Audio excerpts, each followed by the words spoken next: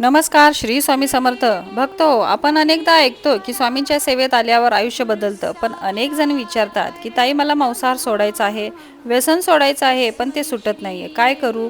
आजचा हा व्हिडिओ तुमच्यासाठी खूप महत्त्वाचा आहे, कारण आज मी तुम्हाला सांगणार आहे की स्वामी सेवा सुरू केल्यावर आपोआप हे बदल कसे घडतात आणि तुमच्यासारख्याच अनेक भक्तांना आलेले अनुभव यावरच आज आपण बोलणार आहोत. तर सर्वांना श्री स्वामी समर्थ. स्वागत आहे तुमचं MH10 माझे स्वामी या चॅनलवर. स्वामी समर्थांची सेवा ही केवळ कर्मकांड नाही किंवा दिखाऊपणा नाही, तर ही एक आंतरिक शुद्ध प्रक्रिया आहे. जेव्हा आपण रोज तारक मंत्र म्हणतो, स्वामी चरित्र सारामृताचे वाचन करतो, स्वामींचं नामस्मरण करतो, जप करतो, तेव्हा आपल्या शरीरातील आणि मनातील सात्विकता वाढू लागते. जेव्हा आपण स्वामींच्या सेवेसाठी बसतो, वाचनासाठी बसतो, तेव्हा आपल्याला भरपूर प्रमाणात जांभया येत असतात, झोप लागत असते. तर असे जे प्रकार घडतात ना, तेव्हा आपल्यातील जी नकारात्मक ऊर्जा असते ती बाहेर पडत असते. आणि रोजच्या देवपूजेने, रोजच्या वाचनाने आपल्यातील नकारात्मक शक्ती बाहेर पडून मनातील सात्विकता वाढू लागते. स्वामींची शक्ती आपल्यावर अशी काही कृपा करते की आपल्यामधल्या ज्या सवयी आहेत त्या बदलायला लागतात, आपली आवड बदलायला लागते, रुची बदलते. जसजसे तुम्ही नामस्मरण वाढवता तसतसे तुम्हाला तामसी अन्नाची म्हणजेच मांसाहार खाण्याची ओढ आपोआप कमी वाटू लागते. मानसिक शक्ती हे व्यसन मनाच्या कमकुवतपणामुळे असते. स्वामींच्या सेवेमुळे मन खंबीर होते आणि मला हे नकोय ही जाणीव प्रबळ होते. एखाद्या वस्तूचा त्याग करणे स्वामीसाठी याची प्रबळ इच्छा आपल्यामध्ये निर्माण होते. सत्संग आणि ऊर्जा, घरात स्वामींचा फोटो, अगरबत्तीचा सुगंध आणि मंत्राचे स्वर यामुळे घरातील नकारात्मकता निघून जाते आणि व्यसनाची इच्छा मरत असते.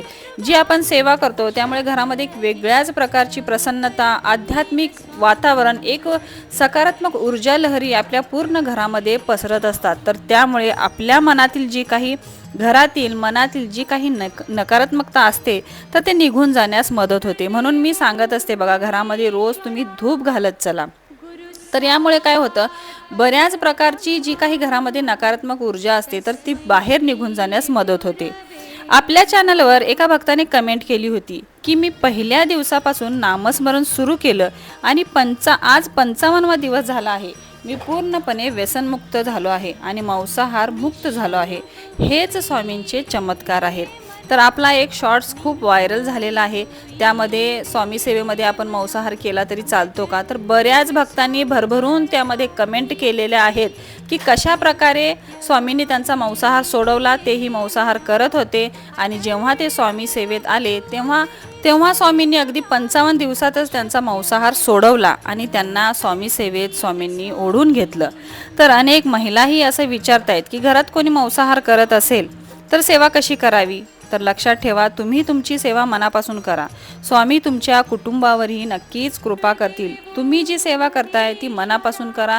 जे कुणी घरातले खात असतील ना तर त्यांना खाऊ दे. तुम्ही स्वामींची सेवा करा, मनापासून स्वामींची भक्ती करा.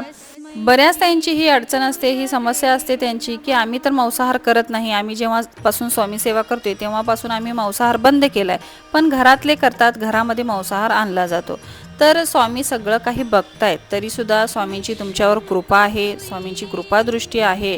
तर घरातले मांसाहार करतायत ना तर त्यांना मांसाहार करू दे, त्यांना खाऊ देत. तुम्ही मनापासून स्वामींची सेवा करा. तुमचं जे काही सेवा, पूजा, जे काही नामस्मरण, वाचन जे काही चाललेलं आहे ते मनापासून तुम्ही करा. मनामध्ये शंका आणू नका किंवा या कारणामुळे स्वामींची सेवा थांबवू नका. आपोआप स्वामी त्यांनाही बुद्धी देतील आणि त्यांचंही मांसाहार जे काही आहे ते सुटेल. त्यामुळे या गोष्टीची चिंता करू नका की घरात मांसाहार करतायत मग आम्ही स्वामींची सेवा कशी करू. तर स्वामींच्या सेवेसाठी कोणतीच कारणे द्यायची नाहीत, तेव्हा मग स्वामी भरभरून आपल्याला आशीर्वाद देतात आणि आपल्यावर कृपा करतात. कोणतीच कारणे सांगायची नाही. जे आहे, ज्या स्थितीत तुम्ही आहात त्या स्थितीत स्वामींची सेवा करत चला. जर तुम्हालाही वाटत असेल की तुमचं व्यसन सुटावं तर आजच तुम्ही असा संकल्प करा की किमान रोज 1 माळ जप आणि 3 अध्याय सारामृत वाचायला सुरुवात करा. स्वामींना मनापासून सांगा, स्वामी मला यातून बाहेर काढा. बघा, काहीच दिवसात तुम्हाला बदल जाणवेल. तुम्हालाही असा काही अनुभव आला आहे का, तर कमेंट्समध्ये नक्की सांगा. बऱ्याच स्वामी भक्तांची अशी देखील कमेंट येते की मांसाहारी माणसांना स्वामी पावतात का. स्वामी हे आपले माऊली आहेत, ते कोणाचाही द्वेष करत नाहीत तर बदलण्याची संधी देतात.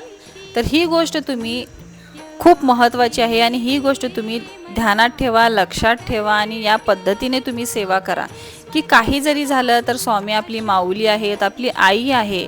ती कोणत्याही गोष्टीचा द्वेष करत नाही किंवा राग मनात ठेवत नाही.